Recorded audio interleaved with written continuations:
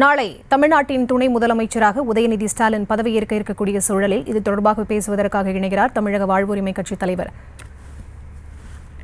வேல்முருகன். அவரிடம் பேசலாம். வணக்கம் சார். வணக்கம். வணக்கம்.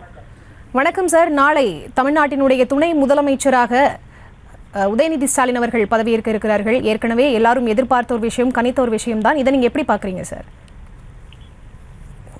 திராவிட முன்னேற்ற கழகத்தின் அரசு தற்போது தமிழ்நாட்டை ஆண்டு கொண்டிருக்கிறது. மாண்புமிகு தமிழ்நாடு முதலமைச்சராக தளபதி ஸ்டாலின் அவர்கள் முதலமைச்சராக இருக்கிறார். ஒரு அமைச்சரவையை மாற்றுவதும் புதிய அமைச்சர்களை நியமிப்பதும் துணை அமைச்சர்களை அறிவிப்பதற்கான முழு அதிகாரம் முதலமைச்சருடைய வரம்புக்கு உட்பட்டது.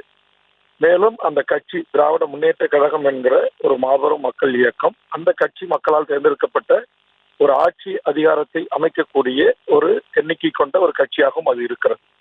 ஆக அந்த கட்சி ஒன்று கூடி துணை முதலமைச்சராக அருமை நண்பர் உதயநிதி ஸ்டாலின் அவர்களை தேர்வு செய்து மாண்புமிகு தமிழ்நாடு முதலமைச்சருக்கு இருக்கிற தனித்த அதிகாரத்தை பயன்படுத்தி இந்த நியமனத்தை செய்திருக்கிறார். துணை முதலமைச்சராக நாளைக்கு பொறுப்பேற்க இருக்கின்ற அருமை சகோதரர் உதயநிதி ஸ்டாலின் அவர்களுக்கு தமிழக வாழ்வுரிமை கட்சியின் சார்பாக என்னுடைய வாழ்த்துக்களை தெரிவித்துக் கொள்கிறேன்.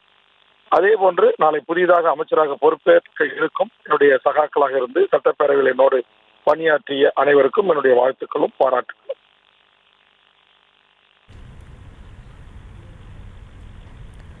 சார், செந்தில் பாலாஜிக்கும் அமைச்சர் பதவி வழங்கப்பட்டிருக்கிறது. இது பற்றி என்ன நினைக்கிறீங்க சார்? இது அதான் சொன்னாங்க, அந்த கட்சி தலைவர் முதலமைச்சருடைய முடிவு.